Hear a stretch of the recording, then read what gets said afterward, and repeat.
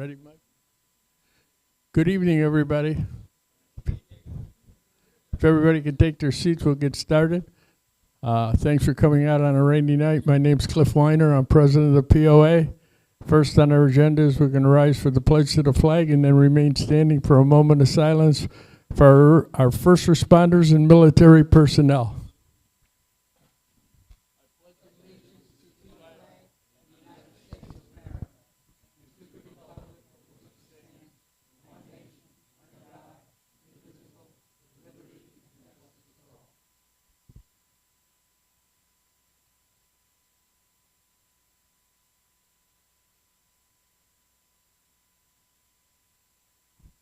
Thank you. Please be seated. Next on the agenda is a reading of our minutes by our Secretary, Rep. Benson. All right. Thank you, Cliff. Good evening, everybody. So the minutes, what we do is from our membership meetings. We have a couple meetings that we've had in the past that we haven't read the minutes to you all for, so that we can let you get the highlights of what those are from those meetings and then approve them for us. So we're going to go back to our June meeting on the 17th we had right here, and we had Dr. Craig Curtis as our guest speaker right there. Normally I do not cover the main points that we usually cover a lot of times in our meetings as far as things that we go through with announcements and whatnot. So the main thing I try and do is give you highlights of what the speaker provided for us. So you have those in case you didn't attend the meeting. So our speaker was Dr. Craig Curtis. He mainly does Alzheimer's research. He then went on to discuss a point where he said that you should see your doctor and ask for a memory test each year. A recent Wall Street Journal article on results of a 25-year study showed that out of 5,000 patients, that 5,000 out of the 20,000 patients had lost about $31,000 due to significant memory loss issues, and that 80% of those patients denied that they even had a memory problem. So what he's saying is you want to have a memory test before you start losing some of your money because you don't remember who you gave it to necessarily. FDA approved this month, back in June, the first blood test to diagnose Alzheimer's disease. So that was a major accomplishment. The first biomarker for spinal fluid via spinal fluid test for Parkinson's was identified in 2024. The first FDA-approved medicine was in 2023, which slows by 20% but does not stop the progression of Alzheimer's.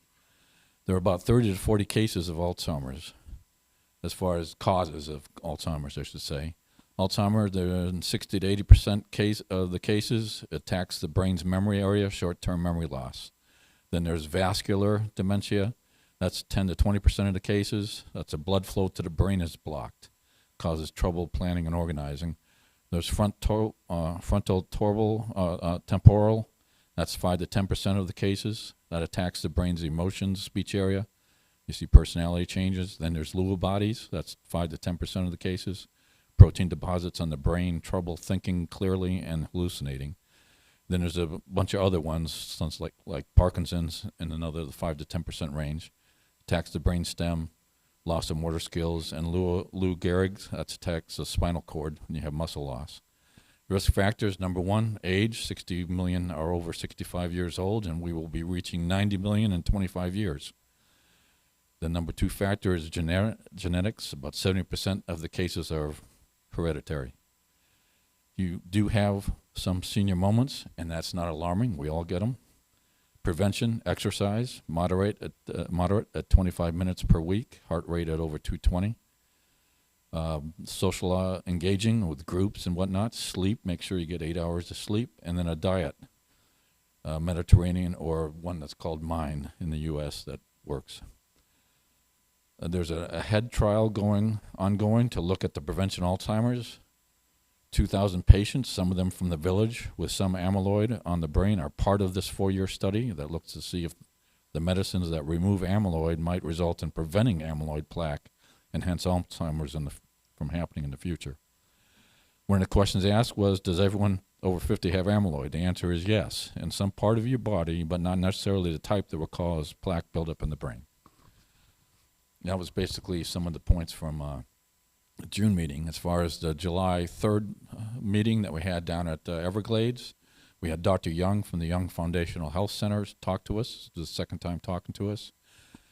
He's about finding better ways to treat patients via stem cell therapy while cutting patient costs. So his main points here were that there are different types of stem cells, but he uses umbilical stem cells because you know how many cells you are getting, and they have been tested for 17 different diseases. Stem cells become any tissue it needs to. They look for the damaged area and they go to work. Stem cells in joints, they have a 70 to 80% success rate, and he gave some examples. One of them was himself. He had bad knees from tennis, meniscus tears, bone on bone. After 3 months, he was playing tennis again. After 6 months, the MRI showed that most tears had healed and cartilage had even grown back. Stem cells for neurological conditions, injected 1/4 inch underneath the skin in the back, they have a 70% success rate. Example, a young daughter of a friend had with seizures. After 1 year, the neurologist said no more seizures and was able to go off the drugs used to only control, not stop seizures. For neurological diseases, steroids are the most common option, which controls inflammation but does not solve the issue. So when it comes to like Parkinson's, a doctor in Pakistan reversed Parkinson's by injecting what's called brain-derived neuropathic factor, and that slowed up the Parkinson's for that person. Sloan Kettering in April, and about this time, University of Southern California also announced that they had reversed Parkinson's using the same BDNF. He talked to the University of California on collaborating efforts, where his costs are about $6,000 to $8,000 versus $50,000 for there, and they declined. It is about the money and pharmaceuticals wanting to use drugs to treat, not solve the condition. Stem cells for other neurological cases, like for Parkinson's, he's used it 10 times. For Alzheimer's, used it 10 times in the last 3 to 4 years with a 75% success rate. Expect to see more on biochemical processing in the next 7 to 10 years. But if you need to, you can go to his website to get more information if you might be interested in knowing how stem cells might help out there. One of the questions, it is usually a one-time treatment. The answer, yes, and the procedure usually takes about 6 minutes, and then follow-up visits to see how much they improved. Again, this is the kind of area where, a lot of insurance companies don't pay for it, so that $6,000 to $8,000 might be something out of your pocket you have to do, but that might be worth it if it solves some of the issues. Someone asked, how long have you been working in the stem cell area here? And he said 10 years. And that was basically about the highlights for that. So I'll turn it back over to Cliff. Thanks, Rep. And if you really want to watch 2 great presentations, go to our website, villagespoa.org. They're both on there. You can watch both of the presentations. All of our meetings are video recorded and live streamed, but we save them all. So we have every single one we've done since we started doing this, I believe in June of 2020, right after COVID. So they're all there. You can go and watch any of them. So those were both really good. Next is our treasurer's report from our treasurer, Jerry Felici.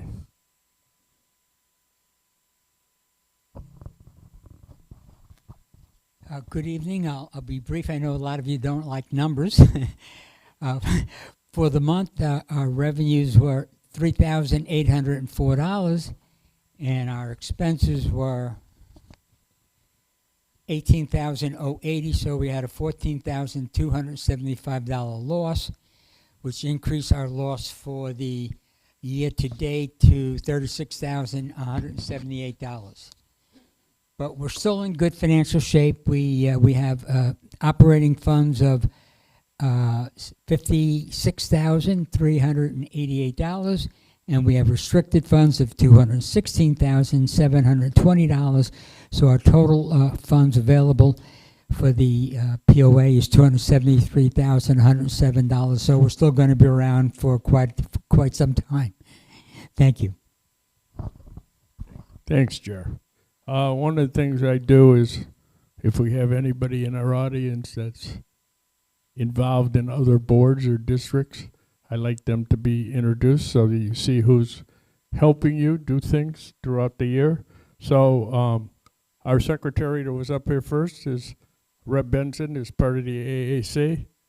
Jim Viccaro's here. He's also on the AAC. Jerry Ferlisi, who's just our treasurer, is on District 5. Mark Hayes, sitting over there, is a supervisor on District 4. In the front row is Gary Cato, who's the chairman of District 5. I am on District 4 board and the chairman of that board. And we also have some Sumter County executives here today. In the back at the table is Andy Bilandaro. Sitting in the front is the editor of our bulletin, and Deb Butterfield is a commissioner. And the chairman of the Sumter County Board of Commissioners, Don Wiley, is at the front table. Thank you guys for all you do.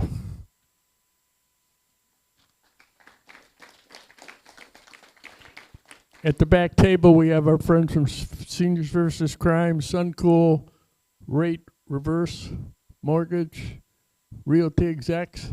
And if anybody would like to sign Andy's petitions for running again, because he's up for election in 2026, he's at the back table, and he'd be more than happy if you live in Sumter County.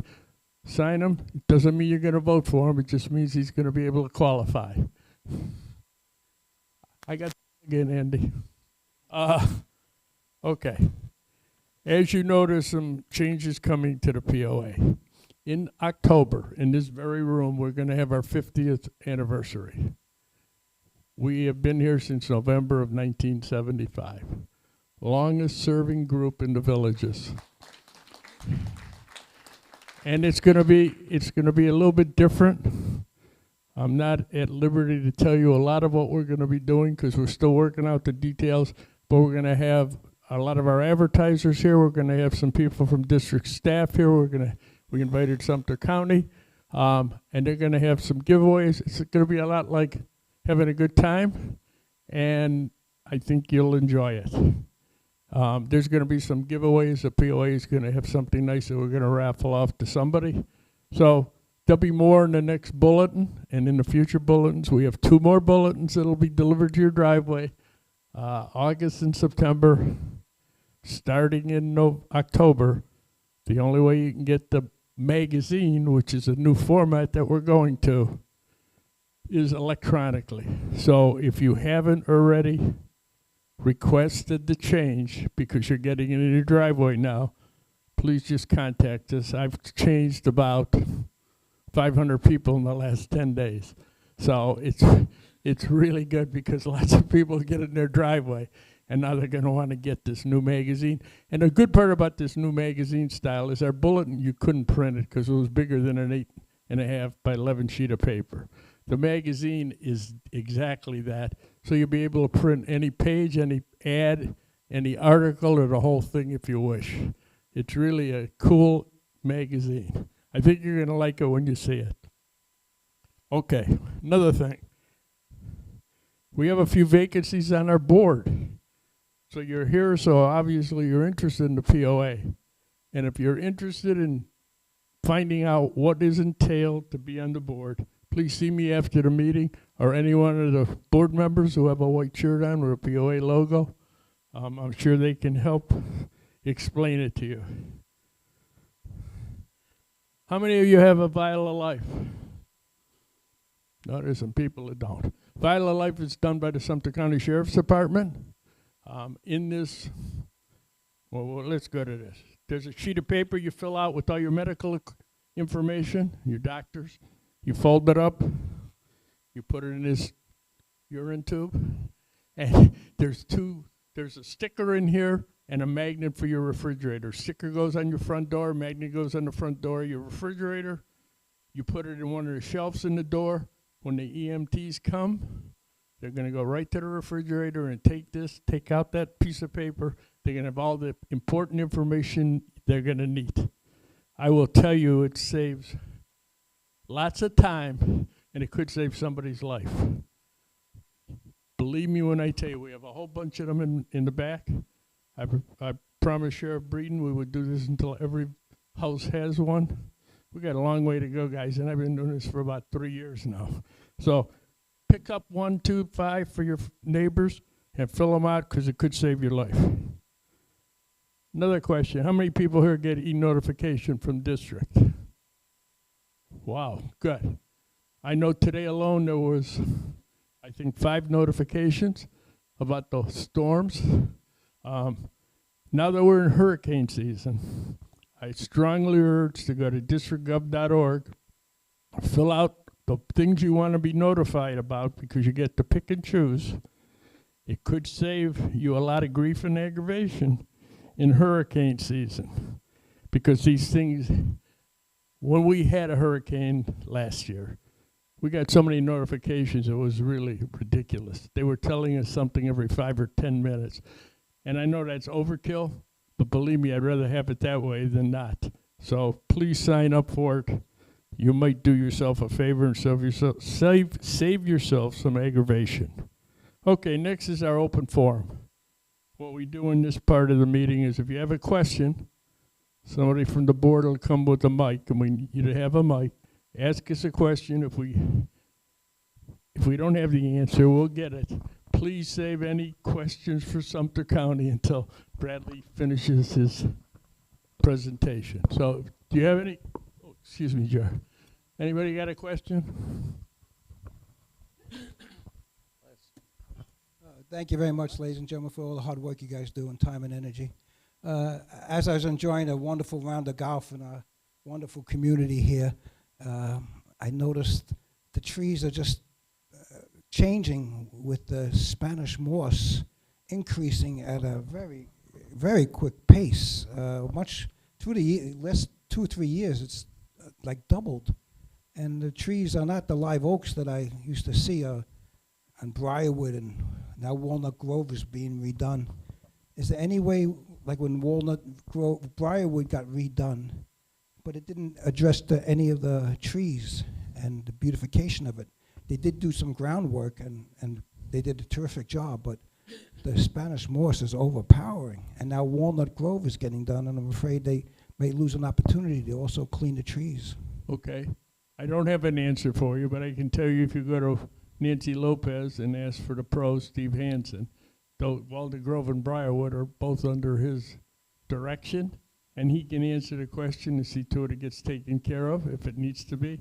I will also check with district and see if and when they plan on doing something. Steve Vance. Hansen. Steve Hansen. Okay. Yes. I appreciate it. Thank you very much. You're welcome. Anybody else? Gary?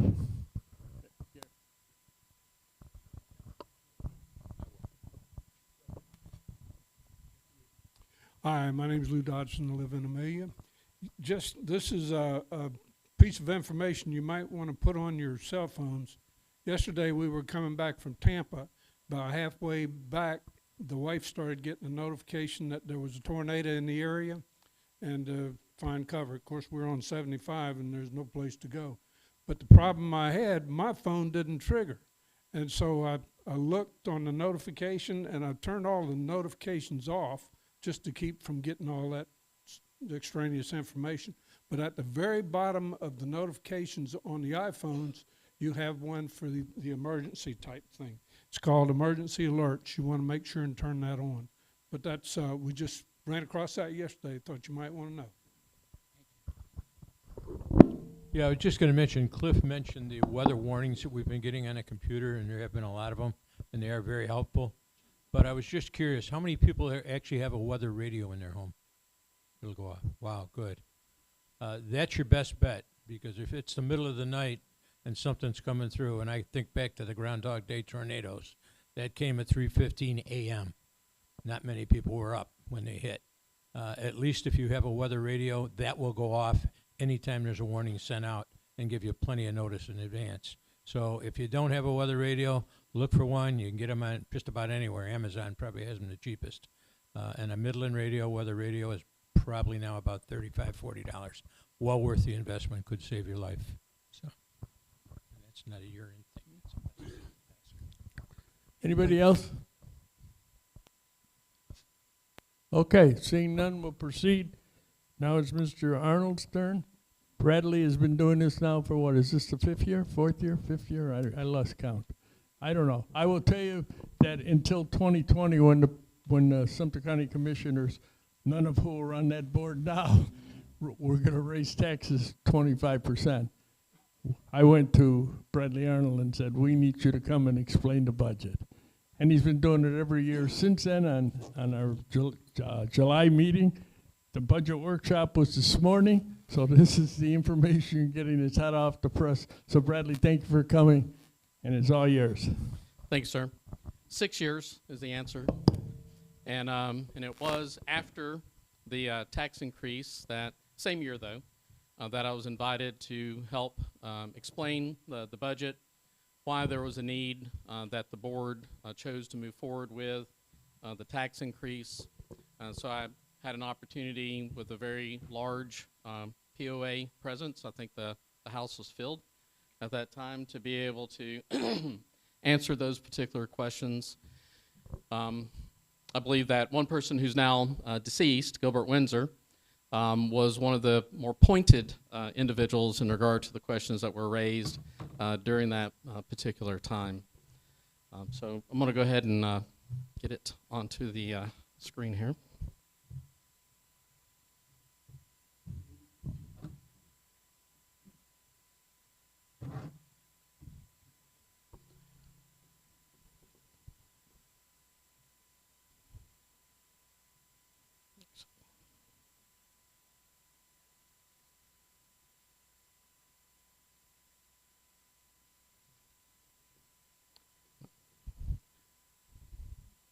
At some point in time, it'll cooperate.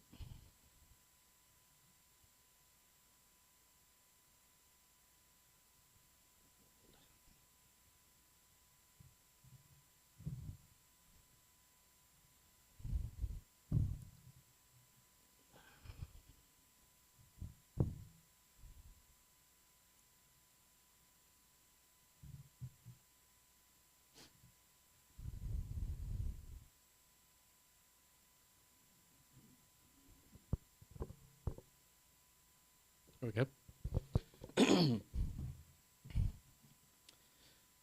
And so the joy this time, 6 years later, is instead of coming to talk to you after the board had made a decision related to tax increase, I get to talk to you before the board is proposing a tax increase. But I do want to walk through what is included in that proposed tax increase, what that looks like on some typical tax bills. I've provided you handouts that may be a little bit clearer in regard to view to what I have on screen as a follow-along.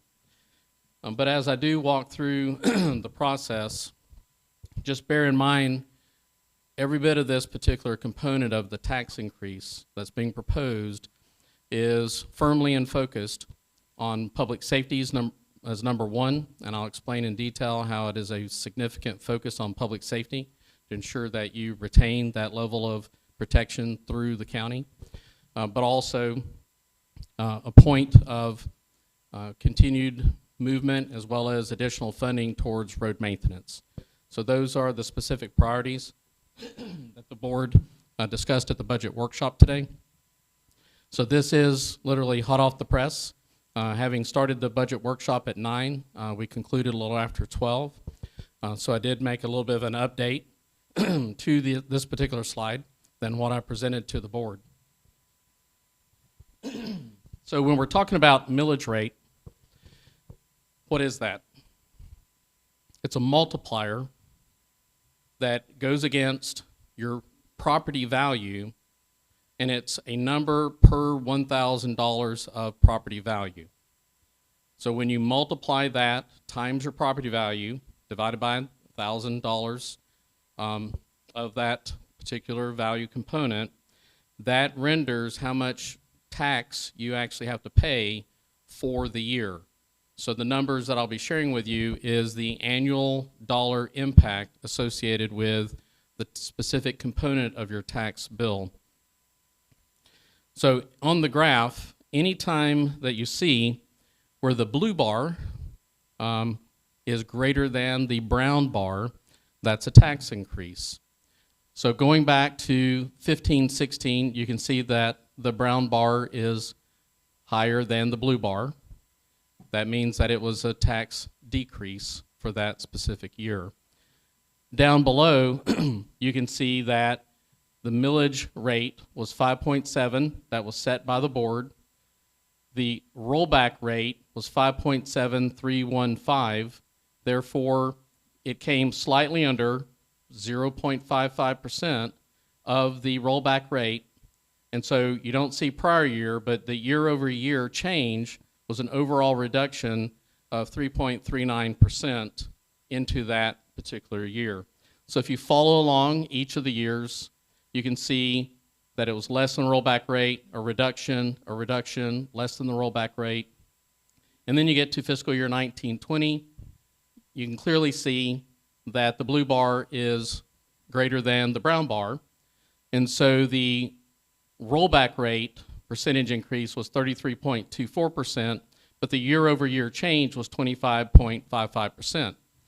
So if you were around during that period of time, I believe the chant of 25% was quite clear in regard to what the tax increase was. But like I said, the Board of County Commissioners at that time made a lot of investments.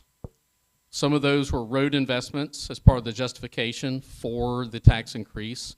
Public safety was also a significant component of that increase, particularly related to fire and EMS.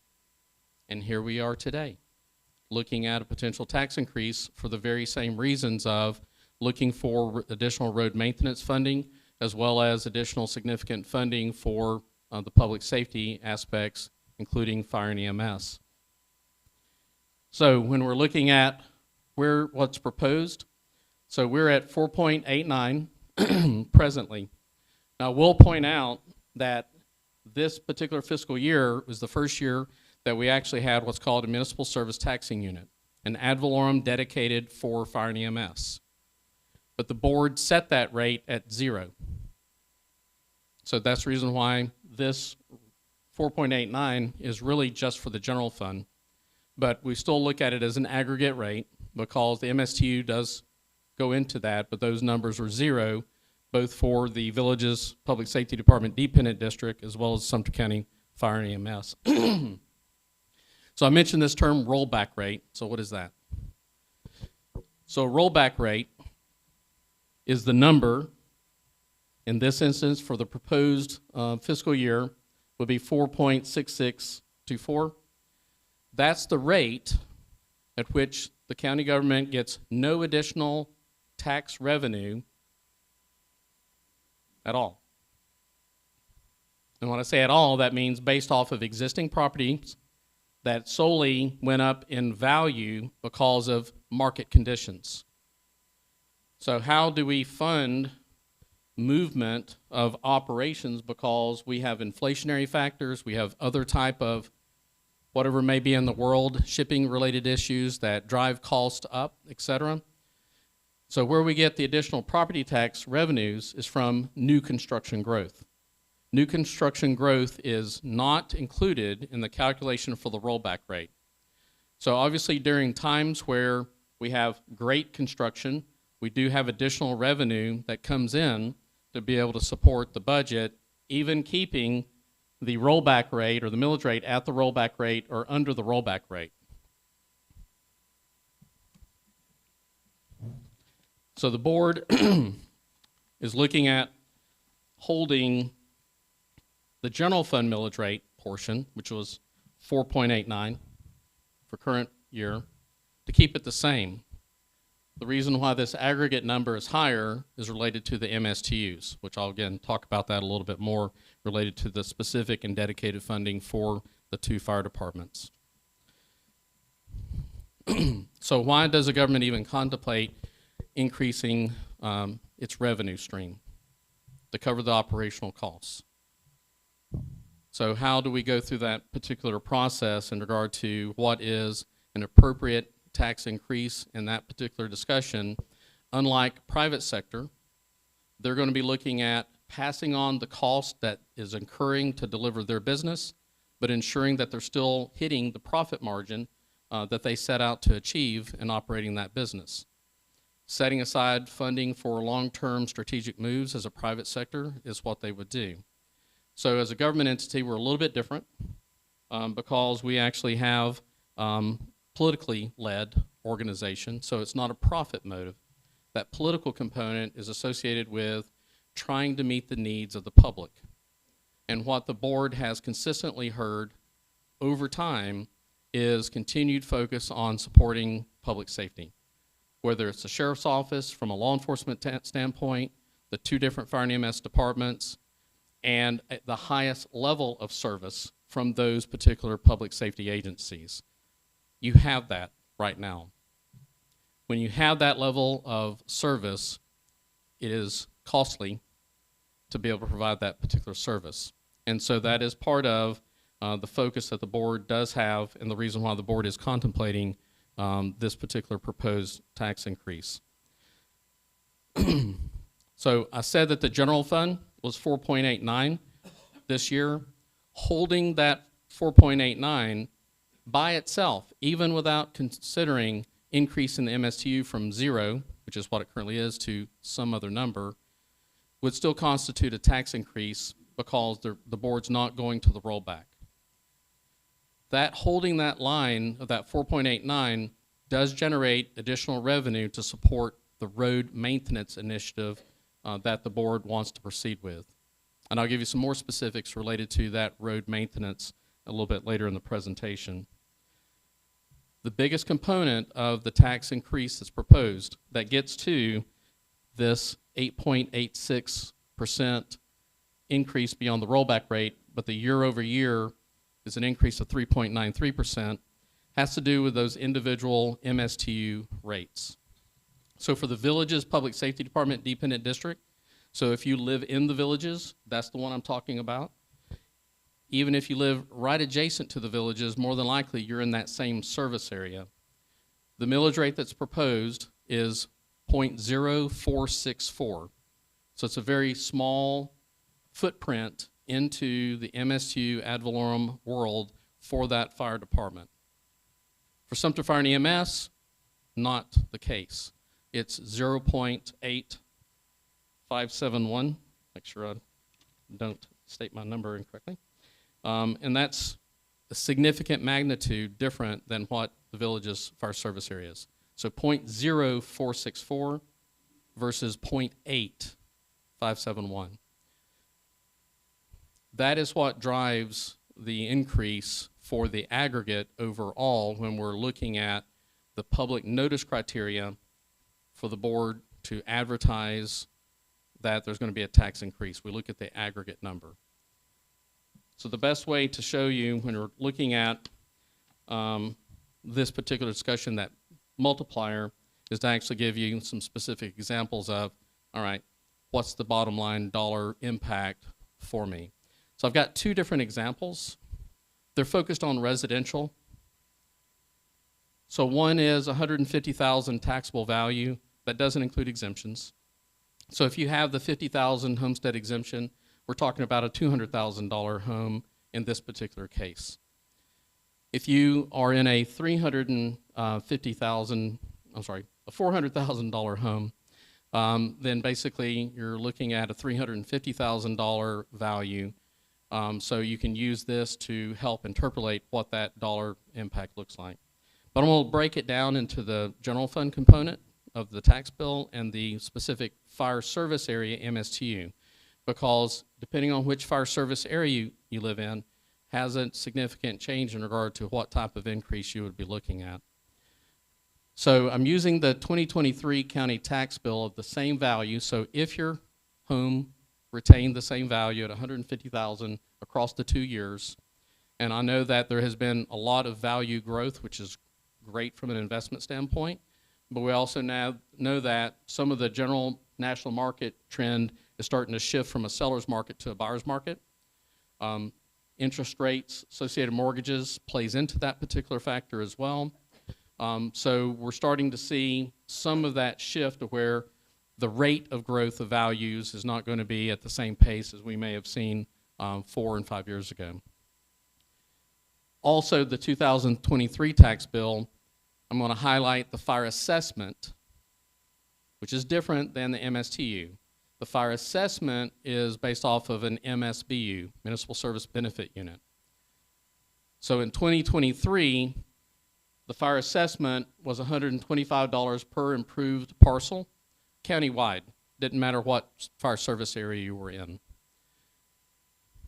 Once the board created the dependent district so that village's fire service area would solely focus in that particular area, those residents pay only the fire assessment for their specific service area, and the Sumter area do the same. That's where you have different methodologies that were adopted, different rates were set, and so that's where you see for the proposed bill, this fire assessment is $320.71 in the village's service area. For Sumter County, it's $355.58. So you already see that there's a differential between the two fire service areas just on the fire assessment. Those millage rate numbers I gave you, the .0464 for the villages, small. In this instance, you're looking at that dedicated fire tax, because that's an ad valorem tax, $6.96. That's the increase. $0 to 6.96. Different story on the fire and EMS side for Sumter County Fire. That is $128.57 versus $0, which was paid this year because the millage rate was set at $0. That's where you're seeing the biggest increase. That's what really drives the overall aggregate millage rate that's being proposed. So when you're looking at the dollar figure of even holding the current 4.89 for the general fund portion, 2023, that property was paying $778.50. They're going to be paying $733.50, both sides. That's the general fund millage rate. So that's a countywide ad valorem tax for all the county general operations, but we have fire in a separate fund. We have a few other things in separate fund. And so that fund has to rely on transport revenues from ambulances, the fire assessment, and the fire tax, the MSTU. So you can see, even with holding the millage rate at 4.89 compared to 2023, it's actually a reduction for the it's a reduction for the general fund portion. The total of just the county portion, again, general fund, the two MSTUs, and the fire assessment, this is what you'll be looking at versus in the Sumter Fire Service area. So this does not include those additional things that you'd see on your tax bill. The Water Management District has an ad valorem tax. The school board has an ad valorem tax. If you live in a city, there's a city tax associated with it. So this is only extracting those parts that the Board of County Commissioners has direct control over, except for the fire assessment. That's a dependent district decision on what that particular rate is. So the $100,000 example is obviously less of an impact because it's a lower value for that particular number. The reason why I use this, again, back to your own homes, you can use this as a multiplier to be able to figure out what that potential impact would look like for you. I also use the 100 and 150,000 because this is where we're looking at typically our lower income, lower valued homes, particularly in the Sumter Fire Service area, so that we have an understanding, the board has an understanding of what those potential impacts could be. So for the Sumter Fire and EMS, you saw that fire assessment, $355.58. Now going from $0 to the larger MSTU rate for Sumter Fire and EMS. You can see that the fire assessment is a significant revenue source for Sumter Fire and EMS. It's over 45%. Transport fees, 13%. That's from the ambulance transport operations. And then almost 13% is what fills the gap from that ad valorem. So when the board made the decision to go with 0 versus the proposed and planned 0.29 for Sumter Fire and EMS, it wound up having an impact on the service level. We had to drop immediately additional positions. It made the firefighters have to do additional mandatories to make sure shifts were covered, and we did not have the staffing that we had wanted for that level 3 service that the board wanted in Sumter Fire and EMS. So that's the reason why there's a larger jump, because we're having to make up for what we had to reduce, and also we have 6 additional driver engineers that are obligated to come in to next fiscal year. When you look at the expenditure side, you have personnel services, because the bulk of the fire personnel, whether they're at the fire station or they're in the ambulance, 70% of that time they're ready to serve. That's what we call cost of readiness. That's what helps you on your insurance rates, because the proximity of the fire station that's staffed to be able to respond for an emergency. Because both of the fire departments are dual certified, that means that they're both operating as firefighters as well as medical response personnel. That's where the ambulances are also 70% of the time is focused on cost of readiness to respond in a timely fashion. So 30%, they are utilizing their time transporting or responding to fire scenes or rescues, vehicle accidents, those type of issues, even lift assist type issues that pop up. So the one part of revenue that I want to highlight is the transfer from the general fund. So even with the shift of these two different departments and fire assessments moving into those particular funds and now MSTUs, the general fund was not fully relieved of all the cost burden associated with supporting fire and EMS for both fire departments. So the county does contribute to the cost of readiness for both of those fire departments.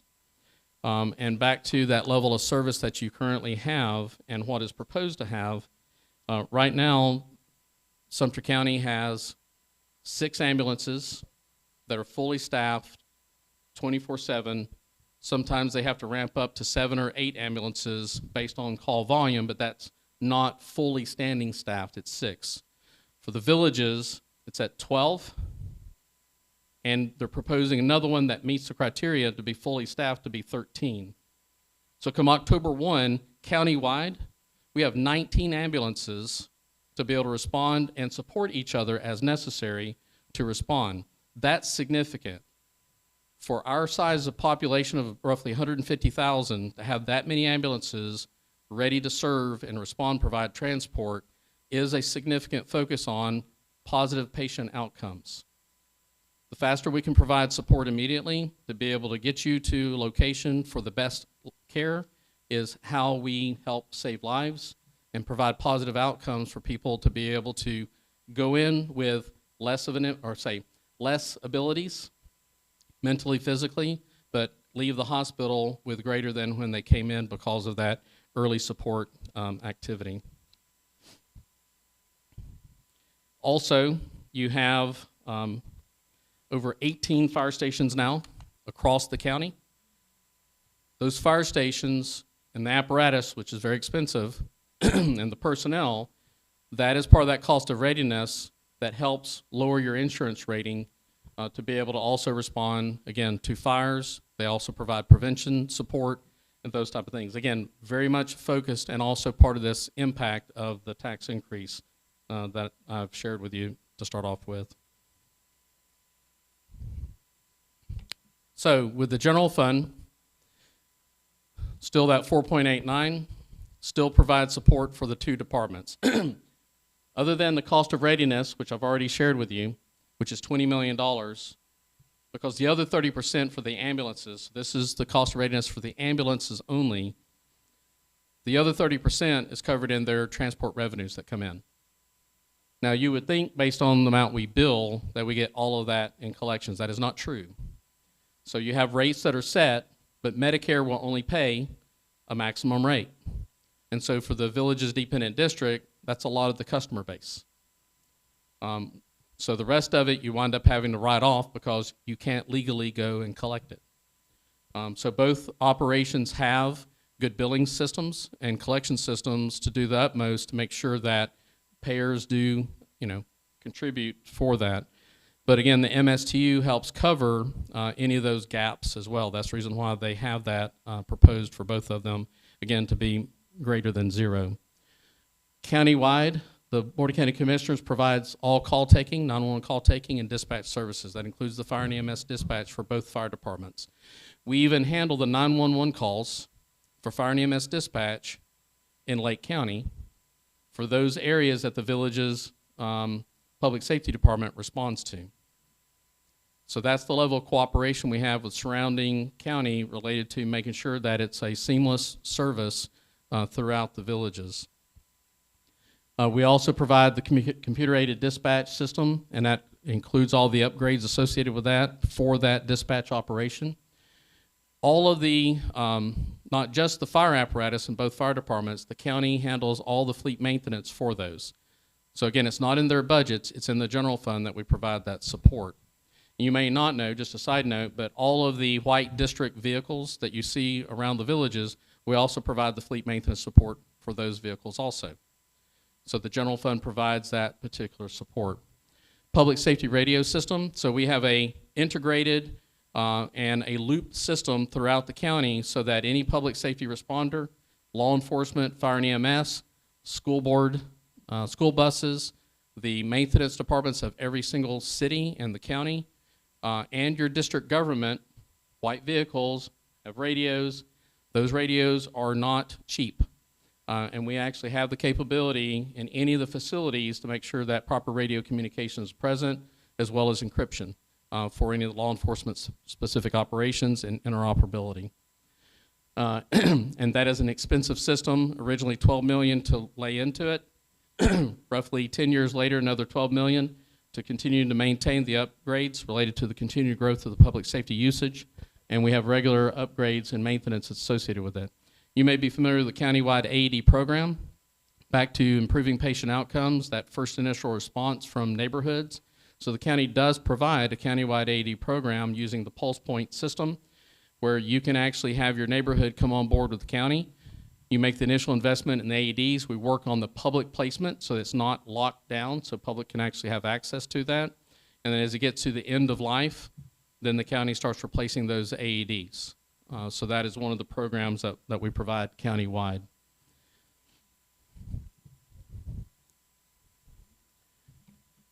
Needless to say, when we talk about focusing on public safety, the general fund, over 42% of the expenditures are related to public safety. Whether it's the $20 million in the cost of readiness for the ambulances for both fire departments, whether it's the sheriff's office that is reaching some pretty significant numbers related to their budget for the continued patrol, investigations, the jail operations, the court support operations, the contracted law enforcement for 4 of the 5 cities. They also handle the initial call taking for 911 and law enforcement dispatch. So they're busy, and they have to have the personnel to be able to provide that particular support.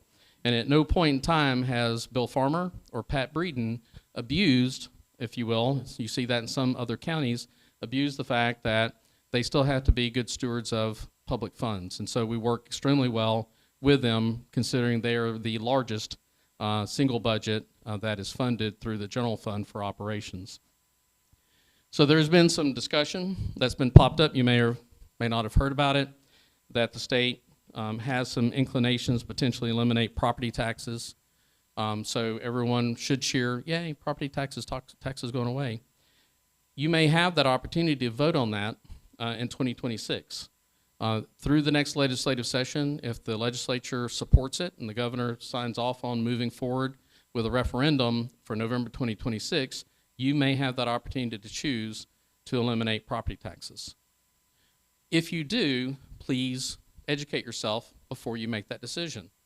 So you may say that's great, but understand there's always some consequences associated with decisions that we make. So give you an example here in Sumter County, knowing that 42% of the general fund expenditures are public safety related.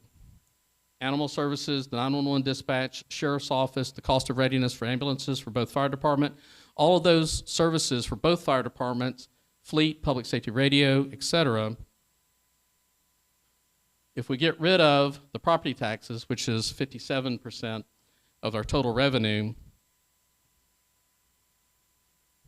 just 57% is revenue for property taxes, 42% for public safety. Do we think that there might be an impact to public safety? Trying to make a point is basically look at our budget, look for wasteful spending, look for opportunities that you can share in regard to how we can provide services more efficiently to reduce the cost. You are a participant in the government. It's not the government telling you what to do. It's not the tax increase in regard to involuntarily forcing you to make these payments. Participate in your government. Part of that is understanding what we're doing with your money. Are we actually spending it the way you want us to spend it? What we consistently heard, and that's the reason I'm trying to reemphasize it, we've heard time and time again, focus on public safety, law enforcement, fire and EMS, improving patient outcomes. That's been the drumbeat. 42% of that expenditure is on that particular topic. So the board's listening. If there's a different message, please let your elected officials know that we're heading in the wrong direction. But that is the continued focus. Also, if you listen to the state elected officials, if it goes away, have you heard what they're going to replace the revenue with for local governments? If you do, let me know. I haven't heard it yet, but I'm not always in the know in regard to everything that's occurring at the state level. I do want to point out that we are more than just public safety focused. That is our primary focus. But we do have other services. Some of these services are state mandated. So again, if property taxes goes away, how are we going to be able to meet some of the state mandated services? So some of these things, I'll first point out, we have more consolidated services with our 5 cities than other counties have with their cities. So when you have consolidation of services and you have strong cooperation with the municipalities, that equals efficiency. So that's a DOGE check box. So one of the responses we provided to the governor's DOGE team is, as you're going around looking at local governments from a DOGE perspective, if there's best practices that are out there, please share. We want to learn if there's something that is a more efficient operation. Right now, all the rest of the counties can learn from us related to how we work with our cities because we've got so many consolidated services. I've already stated with the sheriff's office, they provide law enforcement for 4 of the 5 cities. That's not usual. All of these constitutional officers are countywide service providers. Economic development housing is countywide. Veteran services countywide. Planning is for 3 of the 5 cities consolidated. Floodplain management is fully consolidated with all 5 cities. Building and fire plan review inspections is consolidated. That's actually our newest one. City of Bushnell was my holdout on the building inspections. So they just came on board this year. So that makes all 5 cities, we're handling every bit of their building plan review, fire plan review, and field inspections. Side note, we also helped out the city of Leesburg for the new phase of the villages because they weren't ready for that type of pace of construction. We're accustomed to it. The state law has made changes to where we have a faster turnaround requirement. We've been meeting it. I can't say that any of my fellow county governments are meeting the state law requirement for turnaround time on plan review. Fire is actually consolidated across all 5 cities. So this is a county function, but we've broken it up into a dependent district for the Villages Fire Service and Sumter Fire and EMS for the rest of the area. Library is consolidated. Code enforcement is for 3 of the 5, but we're temporarily going to be providing that service if the board approves it on July 22nd, but we're going to start providing that service July 21st, so I hope I'm not in trouble. But we're going to temporarily provide the code enforcement for them, so that'll be for 4 of the 5 cities. Mosquito control is countywide. Misdemeanor probation is countywide. Public Works has a countywide component related to all the regional roads through the cities that we provide the support. And transit is consolidated. Fleet is consolidated with the district government.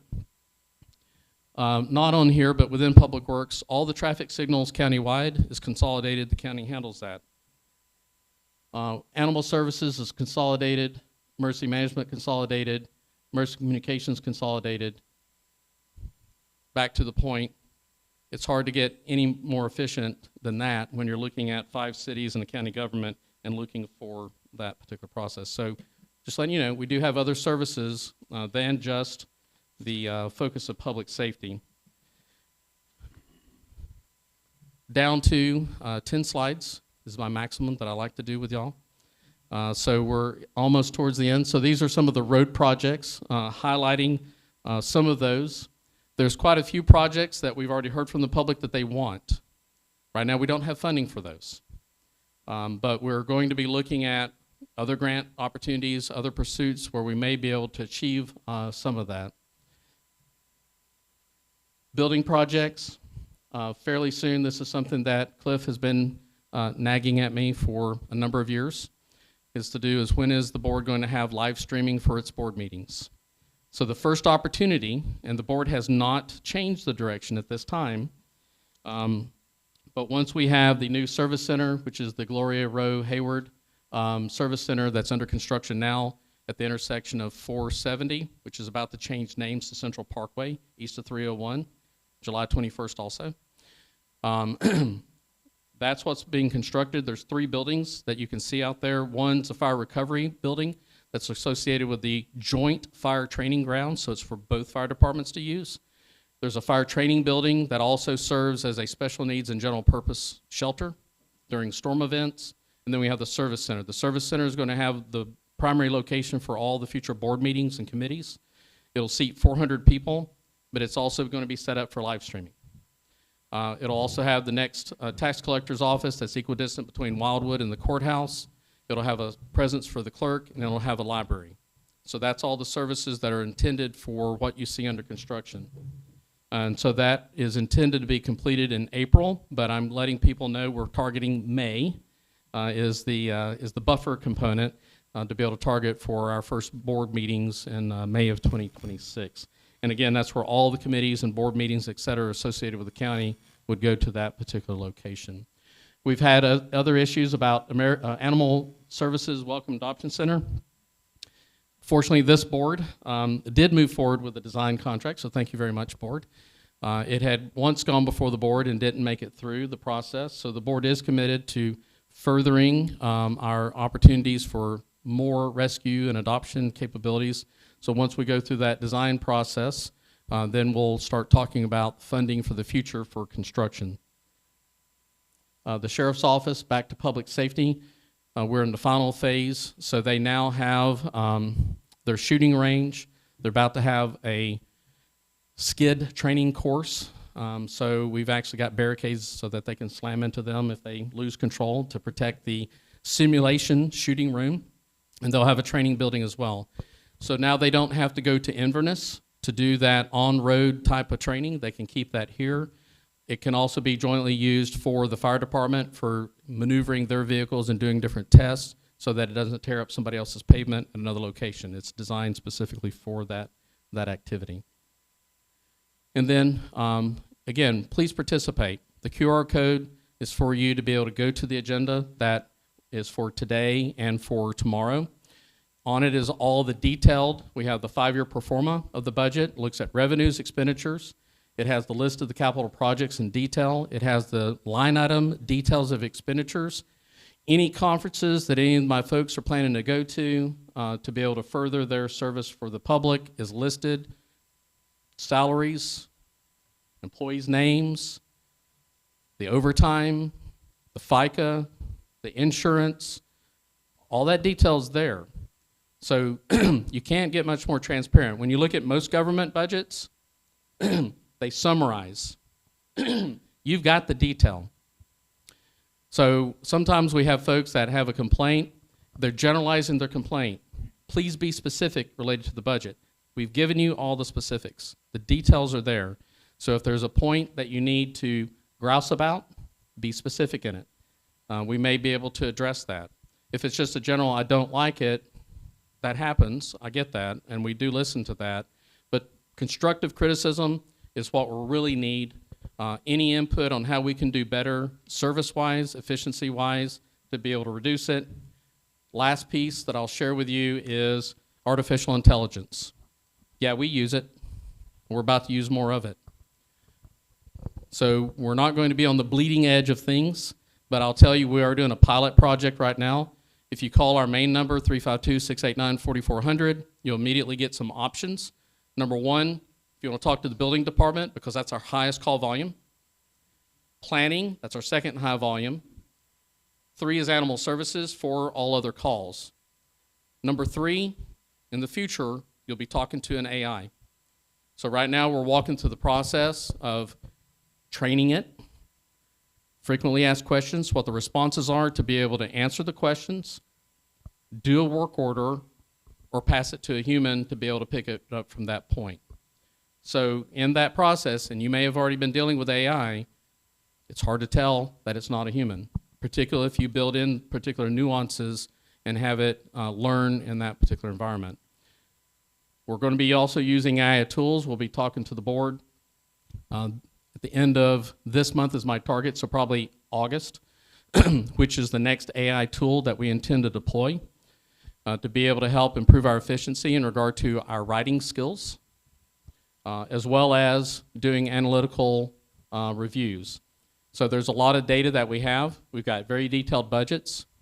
We'll have the AI tool look for any duplication that we can't otherwise have noticed, look at trends on our electrical bills, and find out what else we can do. We're already moving forward with changing out much of the Seco and Duke lighting out there to be able to get to more cost-effective lighting.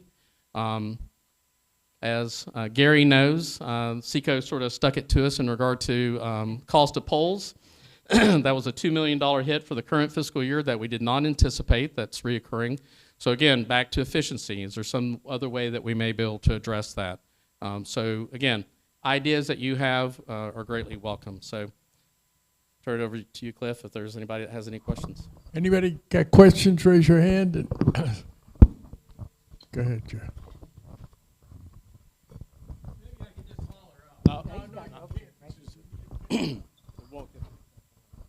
Oh, that's right. You keep talking about 5 cities. What are the 5 cities you're referring to? Yes, sir. So the largest one population-wise, and the one that's close proximity to the villages and that the villages is in, is Wildwood. That's number 1. The county seat is sometimes referred to City of Bushnell. Technically, the county seat is the boundaries of the county and wherever county administration is. So technically, you're in the county seat location right now. But we still recognize City of Bushnell as the county seat. As you're driving to Bushnell from Wildwood and you go down 301, you'll pass through Coleman. So if you keep driving down 471, so where Middleton is, if you keep going south, you get to what's called Bevel's Corner. That's where the intersection of 471 and 48 is located. If you keep going south on 471, you're going to Webster. If at Bevel's Corner, instead of going south on 471, you hang a Louis to go east on 48, you're going to go into Center Hill. Those are the 5 cities. Brad, 2 questions. One, I don't know if you've had discussions or not with UF Health, but we're going to be introducing and doing a ribbon cutting for our new stroke unit, response unit, about a $2.5 million unit, CAT scan inside, fully staffed. I would think that would certainly be a wonderful add-on to connect in with our emergency response with our ambulances. Have you had any discussions with them as to how they could be utilized within the county? That's my first question. The second is, you seem to have an excellent relationship with the local communities and the cities, but I don't get that same fuzzy, warm feeling in dealing with the state. What is the liaison between the county and the state, and how often do they meet, and what is the level of cooperation? Okay, so for the first one, we're very excited about UF Health's launch of the stroke unit. That it's in the village's service area is the right place to launch that.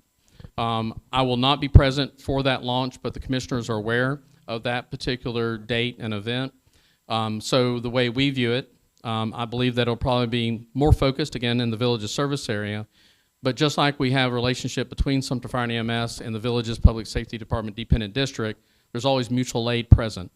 So if we have a need, we'll make the call for that particular support. Related to the relationship, you're correct. Not only do we have a great relationship with our 5 cities, we have a great relationship with our primary district government leader, if you will, which is Kenny Blocker, is my counterpart.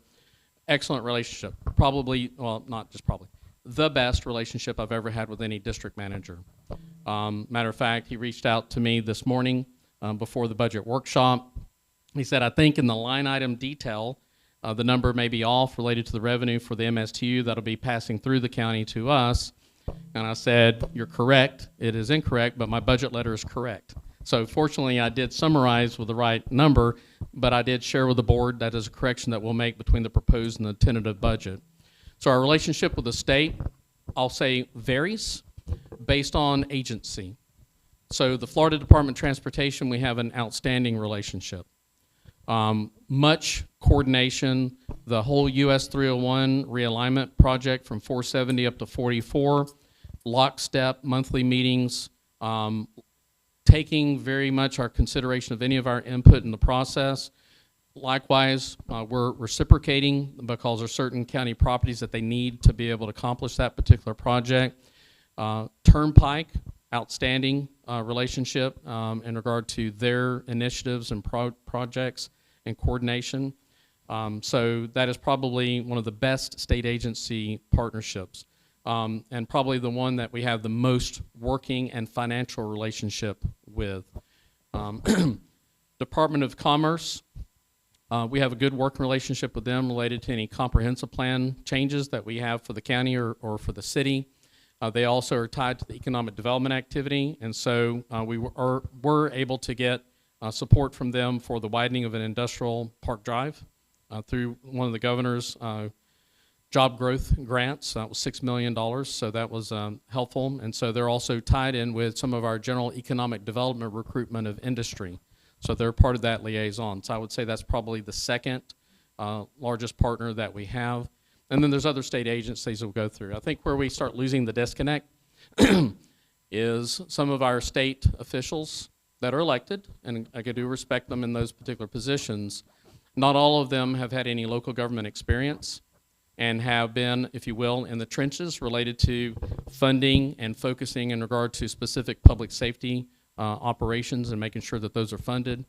And so we do see where the state is trying to promote business, trying to make sure that local governments do not get in the way of continued growth state of Florida, but sometimes that broad sweep sometimes has adverse impacts.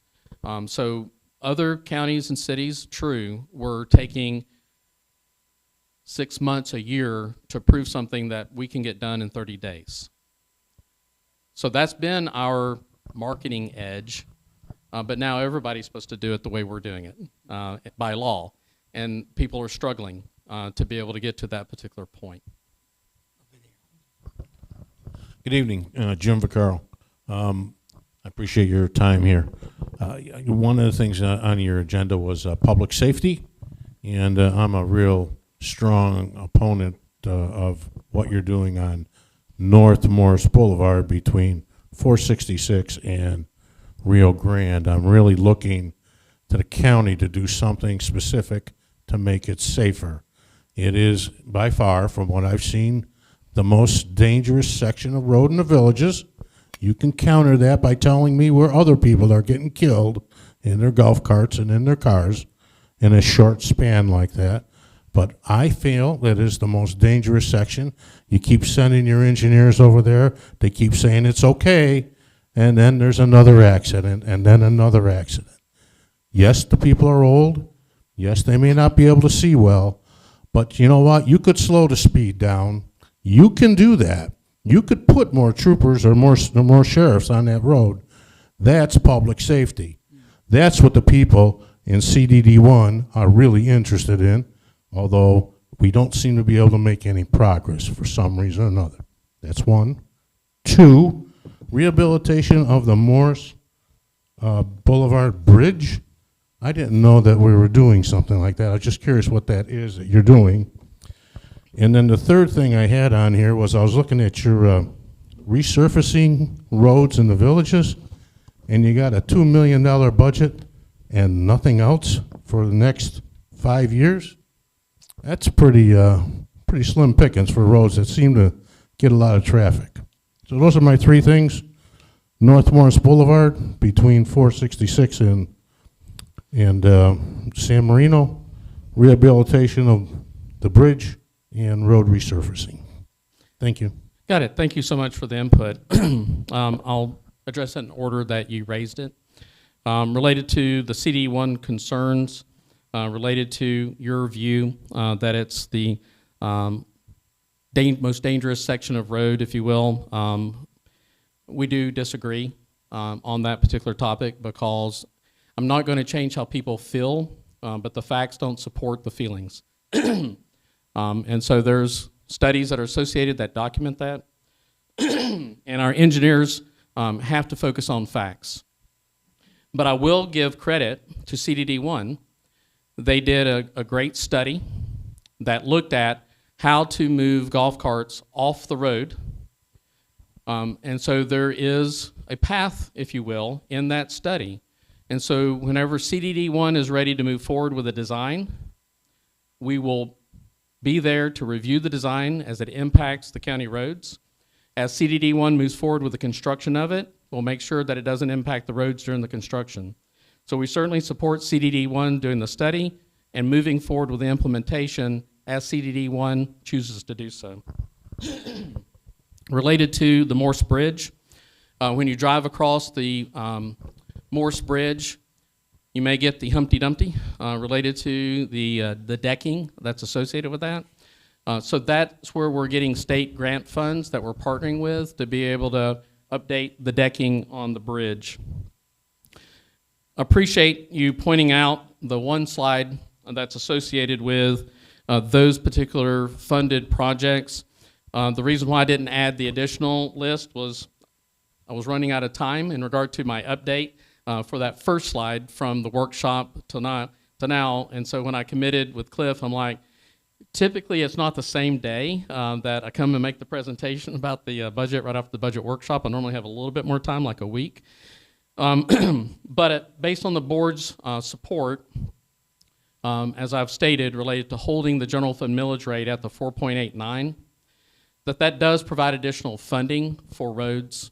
And so those additional fundings of roads that's not on the list that was in the slide, for the villages area, it includes the continuation of the resurfacing, mill and resurfacing of 466 from Buena Vista headed west to County Road 101. It also includes the mill and resurfacing of Rainy Trail from Buena Vista to where it turns into 472. It also provides for the microsurfacing, and that's what's been going on presently, is microsurfacing and some mill and resurfacing. So it'll be microsurfacing of the village of Glenbrook. Because we do have the additional funding based on the board holding the millage rate in the proposal, it will also be microsurfacing in the village of Dunedin and the village of Belvedere. So we also have additional roads that are outside of the villages area that we call in the joint planning areas. That's where the cities plan to annex. So we have a list of those roads, and then we have those roads that are, we'll call it more rural, that are outside the joint planning area. And that was a point of discussion. It's still not the amount of funding that the board would like to have to be able to move more of the road maintenance projects forward. But again, they have to take into account that increase on the MSTU. They didn't feel comfortable with going with any more of that, but at least it's a step towards more money towards road maintenance long term. And so that's where we would continue to focus on the following fiscal years to find out how we can continue to put more money towards road maintenance. So thank you for those 3 points and questions. Over here. Hi, I'm Gail Satterley, and I saw that you're going to be putting in some more sidewalks. And I was curious, is it going to be used as much as the sidewalk that you put in on 44, starting at Morris Boulevard? And I never see anybody on it. So awesome question. So first of all, to the latter point, because I did get a lot of calls when people were seeing sidewalks going on 44, they're like, what is going on? You want to save some money? Don't do that.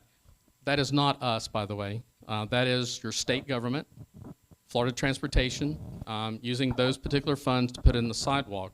Why are they putting in the sidewalk? Because across the state, they have a particular focus to try to have more opportunity for multimodal movement on road systems, including a 4-lane facility like State Route 44 by putting in sidewalks. Now, having said that, I have actually seen people use the sidewalk, but it's more towards west of Powell Road, where you have some mobile home communities. I see them using the sidewalk. I've seen them go up to McDonald's. I've seen workers in the area using the sidewalk to walk to work in those service industries. So we may start seeing some increased component, but I certainly have not seen anyone walk on the sidewalk between Buena Vista and Morris, which was the point that you had made. So on the project specifically, on the sidewalk on County Road 213 and 44A, the reason we're doing that particular project is an arrangement with the city of Wildwood. As soon as we complete that sidewalk project, those segment of roads, we turn them over to the city. And so that's less roads that we have to maintain. The city will then pick up those particular roads. So that's sort of a side deal that the board and the city council approved. Anybody else? Seeing nobody, Bradley, again, thank you for a great presentation. I look forward to next year. Before we leave, we have no meeting in August, just so you know, so our next meeting will be in September, and I don't remember who the speaker is, but it's not important now. It'll be in the bulletin that comes out. Thank you guys for coming. We have donuts and coffee in the back, and hope to see you in September.